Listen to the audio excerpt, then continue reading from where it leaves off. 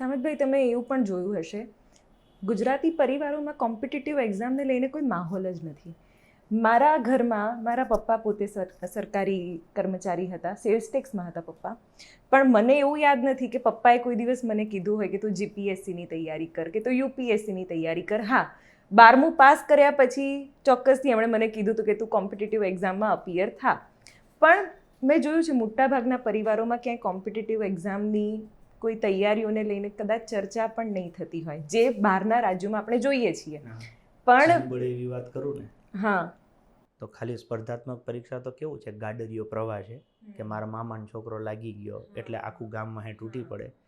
ખરેખર ગુજરાતી પરિવારમાં શિક્ષણ પ્રત્યે આપણા બધાય સમાજમાં કોઈ જાગૃતતા જ નથી.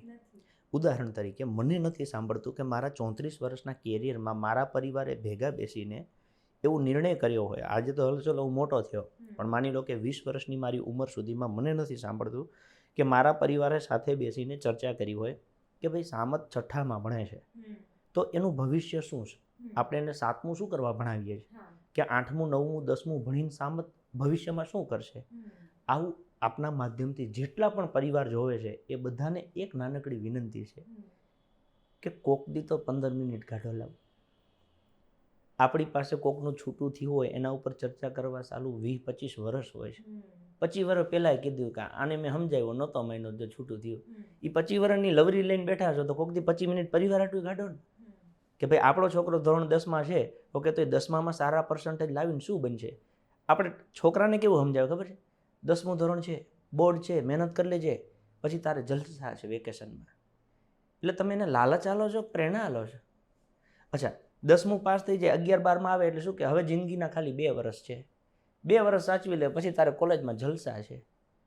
એ 12મા ધોરણમાં પાસ થાય, કેપેસિટી પ્રમાણે કોક એને બાઇક લઈ દે, કોક એને ગાડી લઈ દે, કોક મોબાઈલ લઈ દે, જેવી પરિવારની કેપેસિટી. અને પછી શું કે ખબર છે, જલસા કરો. એ 4 વર્ષ ઓલો ઉખલો હાંડ જેમ રખડતો હોય ને એમ છોકરો જલસા કરે. અને પછી શું કે ખબર છે, હવે તારા કેરિયરનું શું છે. જે છોકરું 5 વર્ષ પછી ભણવા ગયું, 12 વર્ષ, એ 12 ને 5 17 ને 4 આ બીજા 21-22 વર્ષ પછી તમે એને પૂછો છો કે હવે તારા કેરિયરનું શું, એટલે એ છોકરું સ્પર્ધાત્મક પરીક્ષામાં આવે છે અને જિંદગીના 5, 7, 8, 10 વર્ષ બાપાની કેપેસિટીની ક્ષમતા પ્રમાણે બગાડે છે અને છેલ્લે પછી એ કરે છે જે એને ખરેખર 18 વર્ષનો હતો ને ત્યારે કરવાનું હતું. એટલે આખા યુથની જિંદગીનો જે ક્રીમ ટાઈમ છે ને એ એમને વાહિયાતમાં હોય, વિઝન જ નથી કોઈની પાસે. સામતભાઈ, મેં બીજી એક વસ્તુ એ પણ જોઈ છે કે દીકરો શું કરે છે, સરકારી પરીક્ષાની તૈયારી કરે છે, પણ કેટલા વર્ષ હોય, 6 વર્ષ 7 વર્ષ પછી ત્યાં સુધી તો કદાચ એનામાં જે એક એન્ટરપ્રેન્યોરલ સ્કિલ્સ પણ ડેવલપ થવી જોઈએ એ સમય પણ એણે બગાડી નાખ્યો છે. પણ આટલો બધો સમય કેમ યુવાઓ લઈ રહ્યા છે એ ખબર નથી પડતી. સરકારે વચ્ચે છે ને 2015માં મને યાદ છે એક મસ્ત આયોજન બનાવ્યું હતું કે સ્પર્ધાત્મક પરીક્ષામાં કોઈ સમય નક્કી નથી હોતો. એની પાછળના 2 પાસા છે. એક તો પરીક્ષાનું કોઈ ભરતી કેલેન્ડર નથી હોતું. માની લો કે પીએસઆઈની પરીક્ષા 2017માં આવી તો છે 2022માં આવી, તો 17માં કદાચ કોઈ થોડા ઘણા માર્ક્સ માટે રહી ગયો હોય એટલે એને હવે 5 વર્ષે પાછું આવ્યું. હવે માની લો કે એને શું કરવું, મૂકી દેવું કે ચાલુ રાખવું. એટલે સરકારને કોણે વિચાર આપ્યો મને નથી ખબર, પણ વિચાર ખૂબ સારો હતો કે આપણે કોઈ પણ છોકરું સ્પર્ધાત્મક પરીક્ષામાં આવે ને એની પહેલાં એની એક પ્રી એલિમિનેશન ટેસ્ટ લેવાની, જેને પ્રીત એવું નામ આપેલું. એટલે માની લો કે પ્રીત વર્ષમાં 2 વખત લેવાની. મેં નક્કી કર્યું મારે સરકારી નોકરી કરવી છે તો મારે કોઈ પણ જગ્યાએ ફોર્મ ભરતા પહેલાં મારે એક પરીક્ષા પાસ કરવાની, જે બધા ગુજરાતના વિદ્યાર્થી માટે કોમન. જો હું એ પરીક્ષા પાસ થઉં તો મારે ફોર્મ ભરવાની લાયબિલિટી મારી આવે, લાયકાત, બાકી હું એને લાયક નથી. તો મારે શું કરવાનું, મને ખબર પડે કે માની લો કે 100 માર્ક્સમાંથી મારે 40 લાવવાના હતા, મારે 30 આવ્યા, તો હું મહેનત કરું, 6 મહિના પછી પાછી ટેસ્ટ આવશે તો હું પાછી આપી દઈશ.